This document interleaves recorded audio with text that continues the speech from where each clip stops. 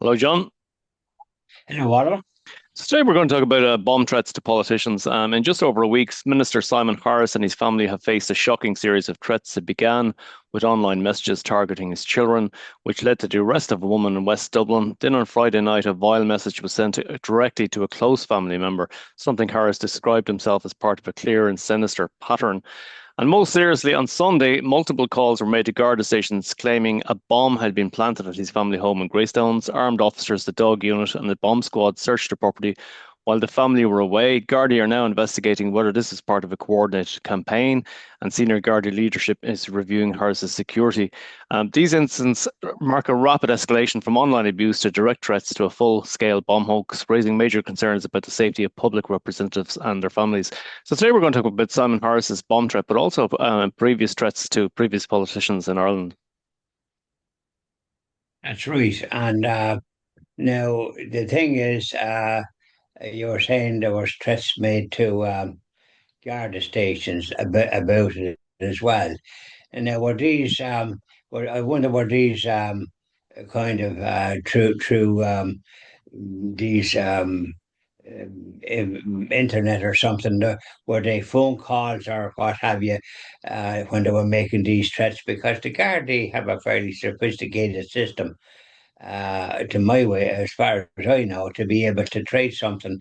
For example, when the phone was found in a lake reservoir, when there was a heat wave, and the phone was found by I think a man or something, and then handed it to the guard in some station, and he examined it, and eventually it led to the conviction of the fellow that caused the murder of a girl.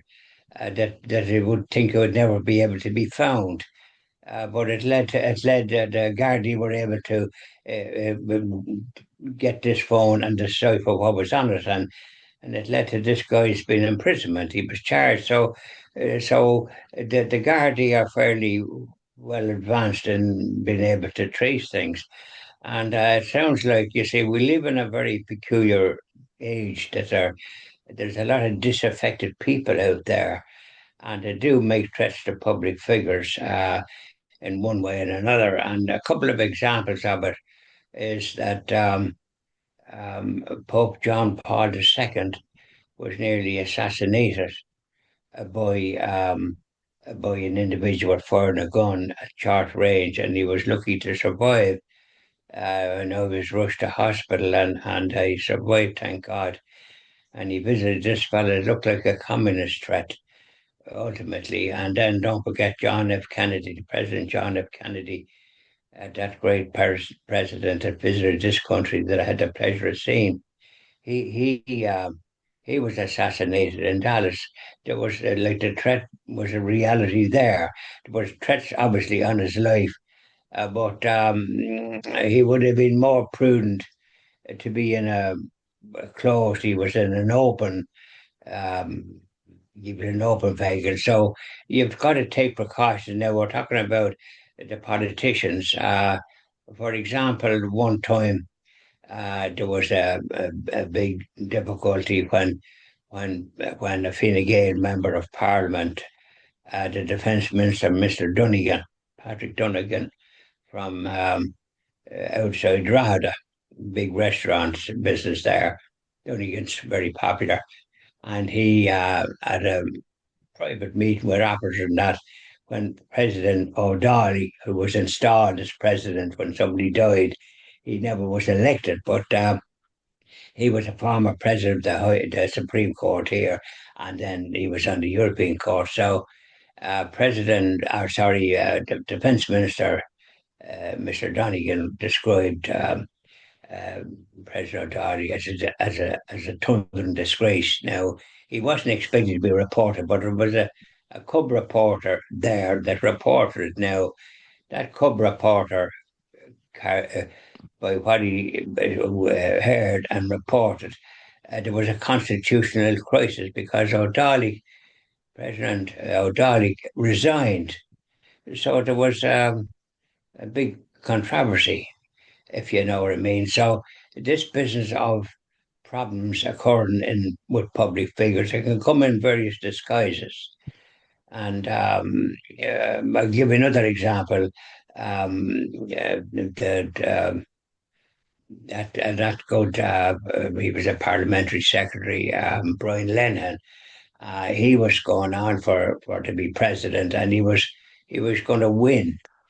But a guy that was apparently researching for to make a novel, independent kind of a guy apparently, but he wasn't actually independent. He was Fine Gael, and somehow or other he inveigled Brian Lennon and say something about a phone call to the Hillary when he was in president, but in Irish Neutron, the president, when there was some kind of a crisis, and this fellow reported it, and Brian Higgins, while he was going to win, he suddenly had to defend this and all the rest of it, and so he was top. He won the popular vote, but Fine Gael had a lad that had been an MP in Dungannon and then come down here, was a member of the Fine Gael, and he was their candidate. Now he come third, he didn't, but his votes, he didn't get that many votes, transferred to Mary Robinson, and so that's how she was elected. If it was a normal way things were done, Brian Lennon would have been the president because he got the most votes. But there you are now. This question of Simon Harris and other people including Simon Coveney, who was a minister, and he was the same thing there too, and some other ones. So the Gardaí are there to sort of protect. They do have protection. These ministers, most of them, and it's usually Garda drivers. But with the internet and with the sort of people that's out there, don't forget we have a mixture of people now in the country from other jurisdictions, and we don't know what they are either. So, and then we have a disaffected Irish ones as well. So, why Simon Harris should be attacked in that way or threatened is a mystery to me because like what's wrong? Why are they attacking him? What has he done to cause them that sort of to cause people to do that kind of thing? But I hope the Gardaí now apparently they got a lady, so they have some. She's probably implicated somewhere along the line, and though they're sending a file, and I never liked this business of sending files. If they have evidence there, charge the person with it, to my way of thinking. We have a very legal system in this country that seems to lean more towards the perpetrator of violence rather than the potential victim. It's a wrong way of doing it. The people that perpetrate these things should never ever get free legal aid if they're apprehended. They should be standing on their own 2 feet if they've done such a thing. That's the way I look at it. We have a very loose system here, and the victim is often has to have their own pay for their own things, while the perpetrator has free legal aid. So the same in this case with Simon Harris and Nanny, the other ones that are threatened, because when you're in the public eye, you're liable to be threatened. That's it. I mean, if you look at the past, I mean, you had Jerry Adams. He was threatened, or there was he was attacked with a homemade bomb. His home was attacked. I think that was back in 2018. That's not that long ago. And well, you see, this is the six counties and the British influence there. Don't forget the violence that occurred there affected this country down, this our jurisdiction.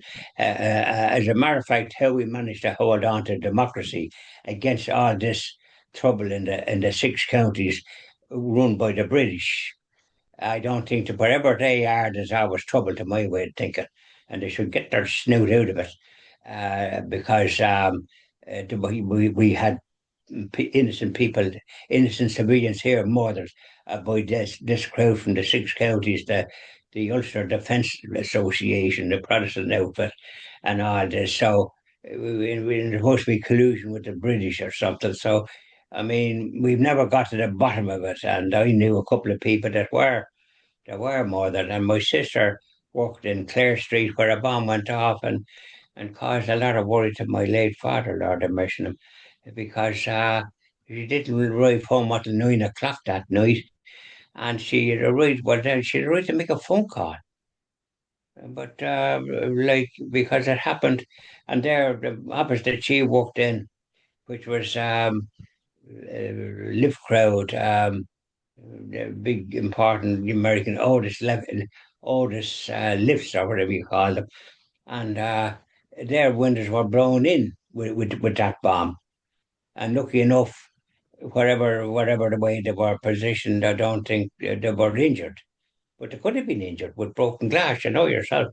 So that shows you how serious that was, and more people could have been killed in Clare Street than there actually was. There was some people killed, but my father was very worried about it, and my sister didn't make a phone call. I think she'd have right to before she left the office. But then when she was leaving the office, there was a fear that there might be another bomb somewhere else. You know, that type of way. So we're talking about troubles. I'm after diversion there for a bit to show like what can happen. Now in this country, in this jurisdiction, we're generally, very lucky to be living in a jurisdiction that we're able to go about without being afraid of our to be in case we be a bomb would go off in a car or something. I remember at the time when these things happened, any time I saw a North of Ireland registered car parked, I cleared off somewhere because you had the idea that there could be a bomb in it because that's the way the bombs went off.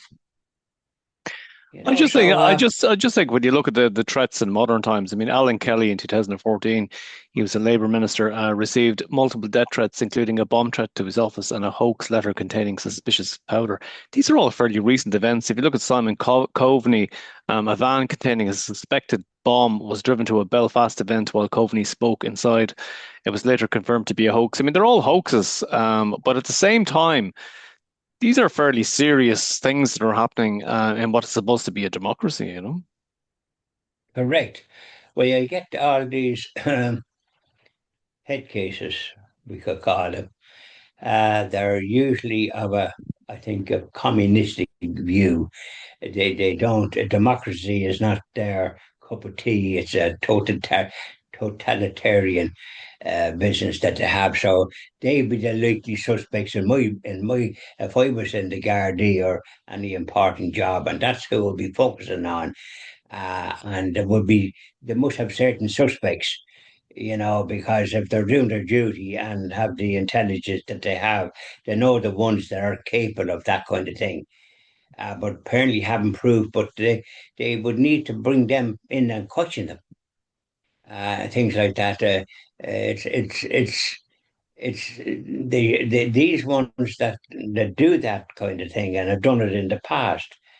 I think they need to be brought out into the open, kind of thing, and not this business like as if like they can do nothing about it. I haven't heard of any of these people being charged, because that's what it needs to happen, and that's then when you have confidence in the authorities to do their duty. I mean, if I'm a minister, as like Simon Harrison, an important minister and a leader of Fine Gael, I think they want to sort of wake up, don't they? And do something about these ones that's doing this and bring some of them in for questioning. I mean, they must have a fair idea who they are. Bring them in. Well, I And, think, and, I and think, I think, like when you look at multiple calls were made on Sunday to Garda stations claiming a bomb had been planted at Simon Harris's home in Greystones, it seems to be quite professional. Whoever's doing it is very, very organized, or whoever group of people are doing it. They're very organized. They know what they're doing, and I think they would have covered their tracks fairly well if they're working as an organized group, and it appears to be a group. Well, then, that being the case, they're highly dangerous. So it behoves the Gardaí to be able to use their own expertise with people of that caliber. There's not too many people knocking about that can do what this crowd is doing, covering their tracks and that. Yeah. And when they're that evil, I think they have to leave a footprint somewhere. And I know in the Gardaí and their technique, they want to be doubling up. And if they've got certain parties in their sights, hop them in for questioning. Yeah, yeah. And because they surely must know one's capable of doing this that's covering their tracks. Because this is a kind of a more open society than some other ones. When if you were say in England, it's such a divergent society, it'd be very hard to locate anything. And then there's often political considerations in that jurisdiction, but we're more democratic in many ways, and we don't suffer from that kind of situation. There's political parties that that all sorts of hues of opinion can join. The like of Sinn Féin, if they're that type, or the Labour Party, or whatever else they join, or Fianna Fáil or Fine Gael, that type of thing, or some legitimate party, or go independent, like the two lads from Kerry, John the Healy Rays, and their father, Johnny Healy Ray, was a Fianna Fáil individual, and because he wasn't selected, he went to independent and succeeded, and so that's how that family come about. And so the two sons are in the Dáil, and when Johnny Healy Ray was in it, Charlie High was Taoiseach, and so him and Milbert Fox from Wicklow, her father Johnny Fox was a next Fianna Fáil one as well, and he went because he wasn't selected, and he was elected, and then his daughter was elected, and Johnny Healy Ray was very good with her, and also there was another one. There was that independent that got all these nice houses built. I had his name there a while ago when I was thinking about what we're going to be talking about. So what I'm saying is I'm diverging there a bit, but um, you see, people in the public eye, you'll find that some of them are being threatened, but it's not becoming public because that's what they thrive on. These people that do that, they thrive on that. And my opinion is to um, take that view, but find out who they are and put a stop to their gallop. And none of this business of they'd want to be put into some kind of detention, not going through the usually the special criminal court or something, so as they're dealt with without all this costing the state money for these bousies. If they're doing that, put them into a detention centre out of the way. Don't forget, this democracy was threatened for years by the IRA and DEV, which had their support when during the Civil War. He wasn't long about putting them into camps out of the way. We had threats in 1956 and that. So these are things that needs to be done, and these ones that's doing that, the same treatment we want to be meted out to them. They're a danger to democracy. We're fortunate to have a democratic system in this country. We don't have martial law or any of that, or dictatorships. We have a good democracy, and we might as well support it and protect those that are in government and in the public eye. Thank you very much, John. Thank you very much, Albert.